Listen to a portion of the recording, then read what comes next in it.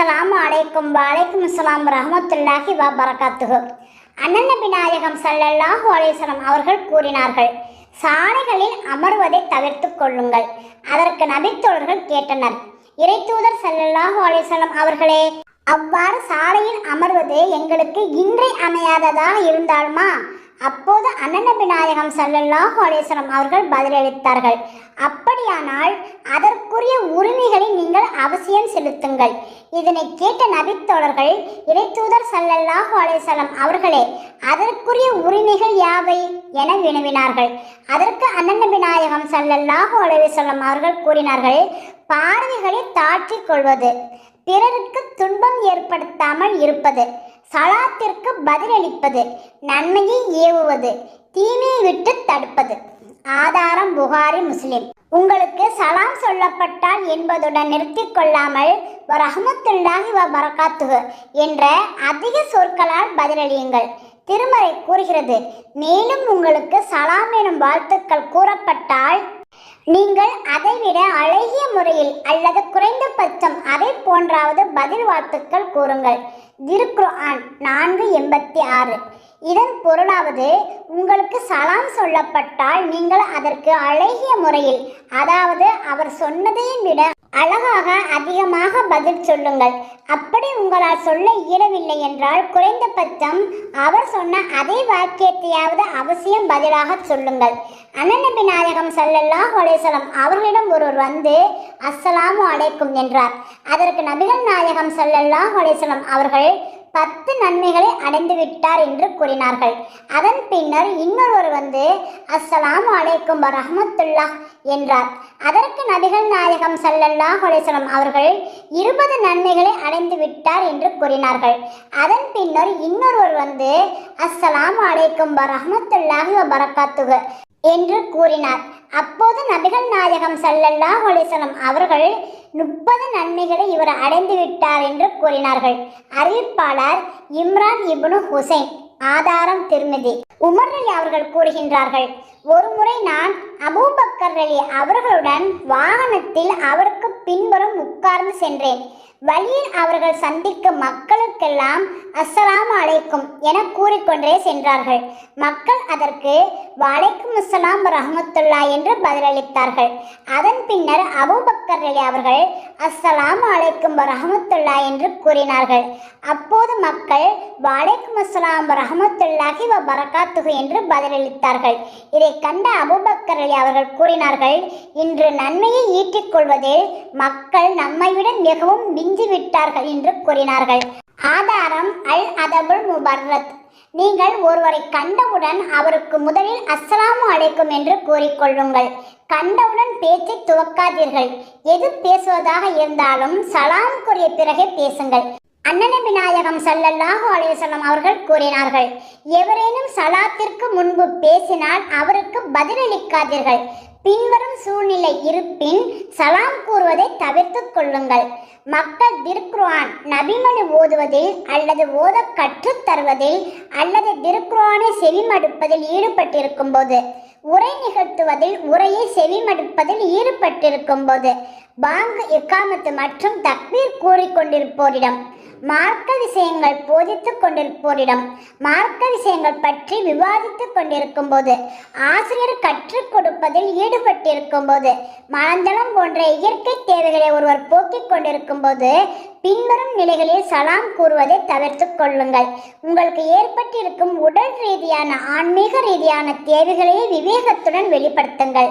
பாவமான தீங்கான மார்க்கத்திற்கு முரணான வீண் விளையாட்டுகளில் யாரேனும் ஒருவர் ஈடுபட்டு இறைநிறையை அவமதித்துக் கொண்டிருக்கும் போது, வசைப்பாடி கொண்டும் வீண் பேச்சில் ஈடுபட்டு கொண்டும் கிண்டலும் கேலியுமாக பொறுப்பற்ற முறையில் ஆபாசமான பேச்சுக்களில் ஈடுபட்டு இறைநிறையை அவமதித்துக் கொண்டிருக்கும் போது, மார்க்கத்திற்கு எதிராக பிரச்சாரம் செய்து கொண்டு அதை சிதைப்பதற்காக கங்கணம் கட்டி செயல்பட்டு கொண்டிருப்போரிடம், மார்க்கத்தில் பித்அத் நூதன அஸ்தானங்கள் புகுத்திக் கொண்டிருப்போரிடம், மேலும் ஒருவர் இறைநெறி கோட்பாடுகளையும் அடையாளங்களையும் அவமதித்துக் கொண்டிருந்தால், மேலும் ஷரியத்தின் விதிமுறைகள் கட்டளைகளை பரிகாசம் செய்து கொண்டு தம் உள்ளத்தில் உள்ள நயவஞ்சகத்தையும் தீய எண்ணங்களையும் வெளிப்படுத்திக் கொண்டிருக்கும் போது, அவருடைய இத்தகைய செயல்களினால் தமக்கு வேதனை எதனை ஏற்பட்டிருக்கிறது என்பதனை விவேகத்துடன் எடுத்துச் சொல்லுங்கள். யூதர்களுக்கும் கிறிஸ்தவர்களுக்கும் சலாம் சொல்வதில் முந்திக் கொள்ளாதீர்கள். யூதர்கள் இறைநெறியிலிருந்து பிறந்து சத்தியத்தை எதிர்ப்பதிலும் கொடுமைகளிலும் காட்டுமிராண்டித்தனத்திலும் ஏமாற்றுதல் மோசடி செய்தல் போன்ற தீய குணங்கள் தம் இதயத்தில் நிறைத்து வைத்திருப்பதிலும் மிக மிக மோசமான சமுதாயத்தினராக இருப்பதை திருக்குர்ஆன் சாட்சியளிக்கிறது. இறைவன் அந்த சமுதாயத்தினர் மீது எல்லையற்ற கொடைகள் பொழிந்தான். ஆனால் அவர்களோ எப்பொழுதுமே வழிகடான செயல்களையும் நன்றி கொள்ளும் நடத்தைகளையுமே வெளிப்படுத்தினார்கள். இறைவன் அனுப்பி வைத்த பெரும் இறை தூதர்களை இந்த சமுதாயத்தினர் கொன்றார்கள். எனவே யூதர்களுக்கு கண்ணியம் அளிக்கக்கூடிய இறை நம்பிக்கையாளர்கள் விலகி இருக்க வேண்டும். அது மட்டுமல்லாமல் சத்தியத்தை அவர்கள் மோசமான வகையில் எதிர்த்ததன் விளைவு எப்பொழுதும் இழிவையும் தாழ்வையும் தான் ஏற்படுத்தும் என அவர்கள் உணர்ந்து கொள்ளும் வரை அவர்களுடன் எத்தகைய நடத்தையையும் மேற்கொள்ள வேண்டாம். அண்ணன் நபி நாயகம் ஸல்லல்லாஹு அலைஹி வஸல்லம் அவர்கள் கூறினார்கள், யூதர்கள் கிறிஸ்தவர்களுக்கு சலாம் கூறுவதில் முந்திக் கொள்ளாதீர்கள். அவர்களை நீங்கள் வழியில் சந்திக்க நேரிட்டால் உங்களுக்கு அவர்கள் வழிவிட்டு தருமாறு அவர்களை நிர்பந்தியுங்கள். ஆதாரம் அல் அதபுல் முஃபர்ரத். அதாவது அவர்களை காணும்போது வீரத்துடனும் அதிகாரத்துடனும் நீங்கள் நடந்து செல்லும் போது அவர்கள் தாமாகவே உங்களை விட்டு விலகிவிட வேண்டும். முஸ்லிம்களும் முஸ்லிம் அல்லாதவர்களும் கலந்துள்ள அவையில் நீங்கள் நுழைந்தால் அவர்களுக்கு சலாம் சொல்லுங்கள். ஒருமுறை அண்ணன் நபி நாயகம் ஸல்லல்லாஹு அலைஹி வஸல்லம் அவர்கள் முஸ்லிம்களும் முஸ்லிக் இணை வைப்பாளர்களும் கலந்திருந்த ஒரு கூட்டத்தை கடந்து சென்ற போது அக்கூட்டத்தாருக்கு சலாம் கூறினார்கள். ஆதாரம் அல் அதபுல் முஃபர்ரத். முஸ்லிம் அல்லாத ஒருவருக்கு சலாம் கூற வேண்டிய தேவை ஏற்பட்டால் அஸ்ஸலாமு அலைக்கும் என கூறாதீர்கள். முஸ்லிம் அல்லாத ஒருவருக்கு சலாம் கூற வேண்டிய தேவை ஏற்பட்டால் அஸ்ஸலாமு அலைக்கும் என கூறாதீர்கள். மாறாக வாழ்த்துக்கள், வருக வருக என்பன போன்ற சொற்களை பயன்படுத்தி கொள்ளுங்கள். இஸ்லாமிய கோட்பாட்டுக்கு மாற்றமான முறையில் தலை கை கால்களை கொண்டு சைகை செய்யாதீர்கள். மன்னர் ஹெருக்களுக்கு அண்ணன் நபி நாயகம் ஸல்லல்லாஹு அலைஹி வஸல்லம் அவர்கள் எழுதிய கடிதத்தில் பின்வரும் சொற்கள் இடம்பெற்றிருந்தன. சலாமுன் அலா மனித்தப அல் ஹுதா.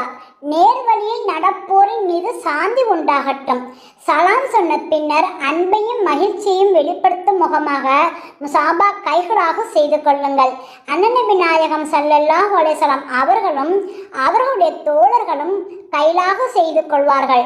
கைலாக செய்வதன் சிறப்பையும் அதன் அவசியத்தையும் நபிகள் நாயகம் ஸல்லல்லாஹு அலைஹி வஸல்லம் அவர்கள் வலியுறுத்தியுள்ளார்கள்.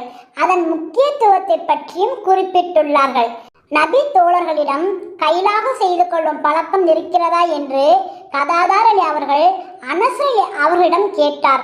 அதற்கு அனஸ் அலி அவர்கள் ஆம் இருந்தது என பதிலளித்தார்கள். ஆதாரம் புகாரி. சலாமா பின் தர்தான் ரஹ்மத் அவர்கள் கூறுகிறார், நான் மாலிக் பின் அனஸ் அவர்களை கண்டேன்.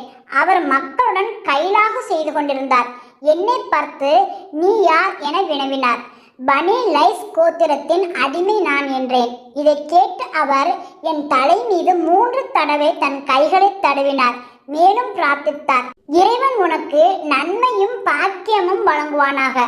ஒருமுறை யமன் நாட்டிலிருந்து மக்கள் சிலர் அண்ணன் நபி நாயகம் ஸல்லல்லாஹு அலைஹி வஸல்லம் அவர்களிடம் வந்திருந்தனர். அப்போது யமன் நாட்டு மக்கள் வந்துள்ளனர். வந்திருப்பவர்கள் கைலாக செய்வதற்கு மிகவும் தகுதியானவர்கள் என்று நபிகள் நாயகம் ஸல்லல்லாஹு அலைஹி வஸல்லம் அவர்கள் கூறினார்கள்.